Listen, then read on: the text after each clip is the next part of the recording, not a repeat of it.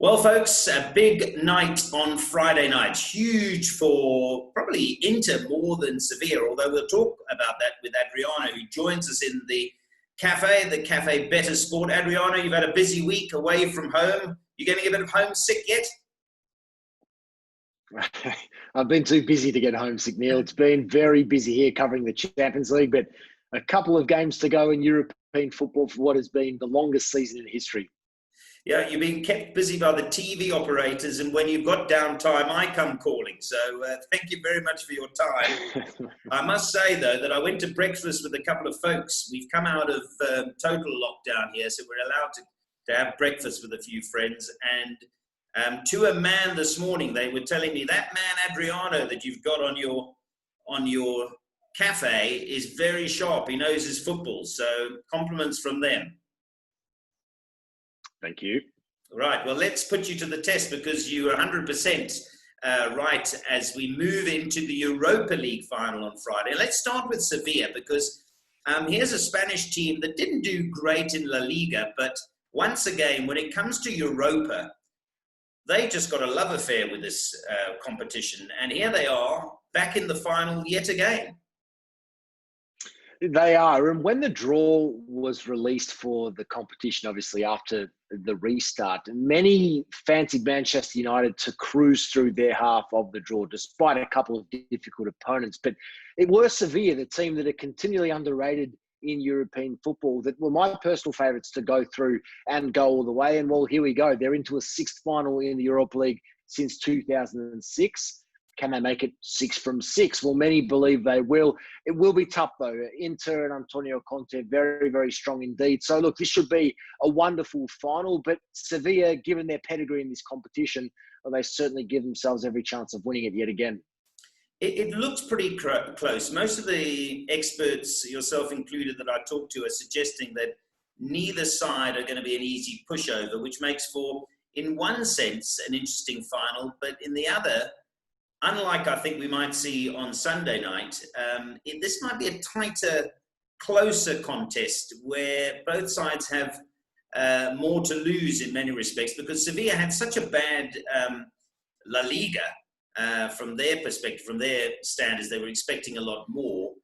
Here's a chance for them to really shine. Well, of course, they did enough in the end. It was a strange La Liga season, and a few of the teams who were up there battling for the top four fell away after the restart, and that was to the benefit of Sevilla, who in the end finished in the top four, earning themselves a recall to next season's Champions League, irrespective of the result against Inter in the final here in the Europa League. But I think a lot more of the pressure is with Inter. Sevilla will want to continue their amazing run in this competition. But for Antonio Conte and Inter, his future is still up in the air. There are some reports saying he could still be sacked as manager of Inter Milan, which is incredible. And obviously a few things going on still behind the scenes there that haven't really come out in the reports. But I think for Conte and Inter, if they can win a European title in Conte's first season with the club, that would be a massive achievement given the fact that they finished second in the Scudetto race in Italy by 1 point to Juventus. So I think a lot on offer here. I think the win will mean a little more to Antonio Conte. Clearly Sevilla want this more than anything, but I think Conte will be desperate to clink some silverware in his first season with the club. We're going to have a look at Terry's Corner in a moment. Before I get there, I spent quite a bit of time chatting from today about the Europa League final Friday, and then when we chat later on the weekend about the Sunday final, he had a lot of opinions. But I was quite interesting. Normally Terry's quite a hard taskmaster, and if you're not English, he's not always in your camp.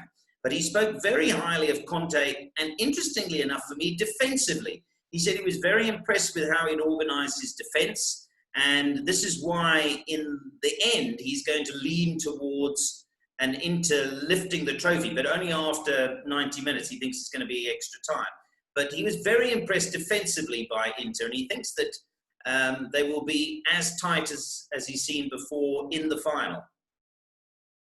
Well, obviously, Conte did spend some time in England with Chelsea, so there's the potential English link there. But what Conte has been able to do at both domestic and national team level with Italy is bring the best out of many players, and particularly defensively. We've seen him structure up with that 3-5-2, and he's really implemented that very strongly across all those clubs that he's been with. And for Inter Milan this season, it's been a change of shape. It's been a new look side that we've seen over the last decade since their Champions League success, of course, under Jose Mourinho, which feels like a very long time ago. But he has been able to bring the best out of a number of new signings, of course.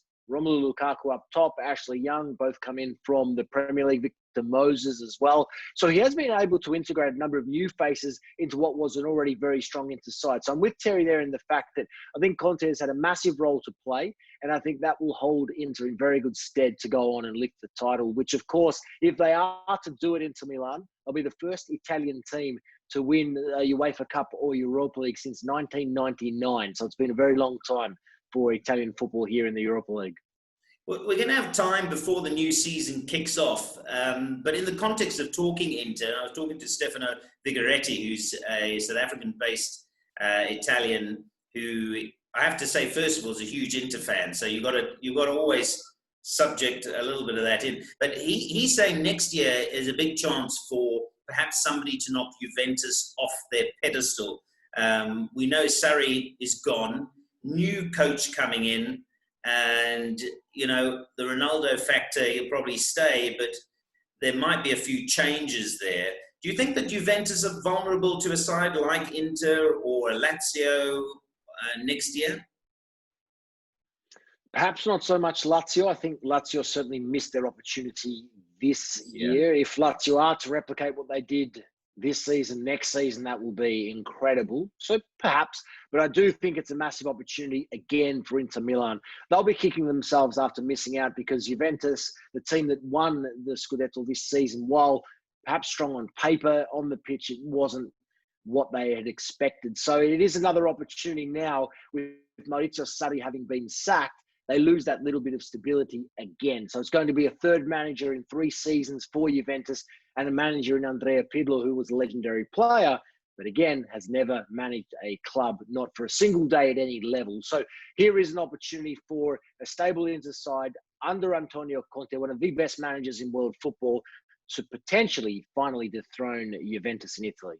Yeah, and Stefano sees it the same. And this could be a wonderful stepping stone, just a confidence booster going into the domestic season next year. Well, normally we go to Terry now and have a look at his corner, but I'll give you an opportunity to put a scoreline on this final. It is a final, and as a result, maybe it just might be a tighter affair. But what do you think, Adriano, in Cologne on Friday night? Give us a score of what you think is likely to happen.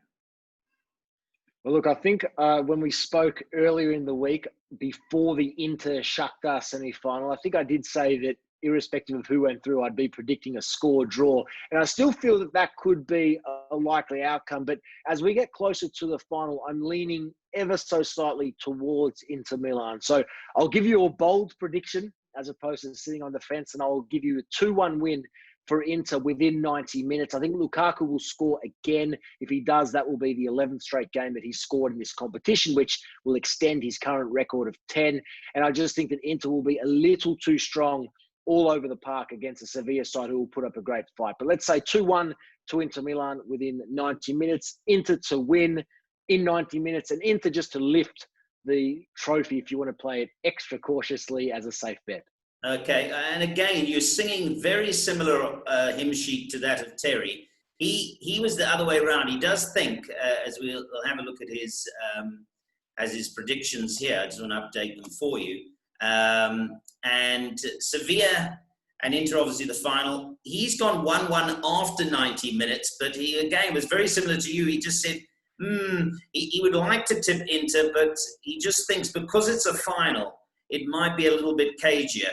And so 1-1, neither of you would be surprised. I think he wouldn't be surprised if Inter won at 2-1 in 90 minutes, and you probably wouldn't be surprised if it was 1-1 after 90 minutes. So maybe those are the two bets. Go 1-1 for 90 minutes and 2-1 for 90 minutes. I think that's a safe bet. Perhaps even both teams to score. I can certainly see both teams getting on the score sheet in this one as well. Okay, so there's Terry's tips. By the way, having spoken to Stefano earlier on, he's gone 3-1 Inter, but that's because he's an Inter one. You can take 1 point off. I hope it's not 3-1 because he said if his prediction's right, I've got to buy him lunch. So 2-1 would be a nice result, or a 1-1 draw for sure. But Adriano, thanks. It's going to be great.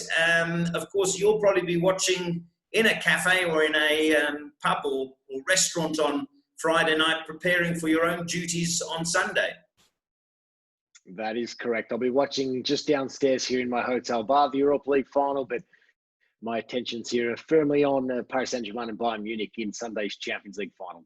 Wonderful stuff. There he is, Adriano Del Monte, and we will, I promise, catch up with him before Sunday's final. We'll try and do that on Saturday afternoon. We'll post it up into the cafe. But for now, most of them, including Stefano, everybody going for Inter to lift the trophy. So if you want to be sure about that, doesn't matter if they do it in 90 minutes, of course, you can take that as an option. 90 minutes is another story. But if you bet Inter to lift the trophy, that's all three of our pundits reckon that's the outcome.